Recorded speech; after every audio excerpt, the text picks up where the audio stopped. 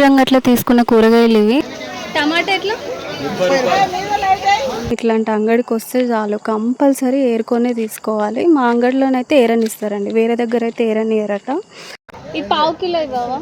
30 పావు. అర్ధ కిలో ఎట్లా? 50. వద్దు, పావు కిలో. నా దగ్గర సంచు. అయ్యా 30 రూపాయలేనా? 30. చింతకాయ ఎట్లా?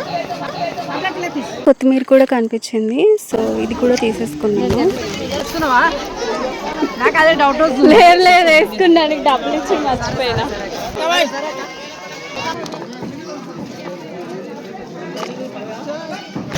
కిలోలు 50 రూపాయలు.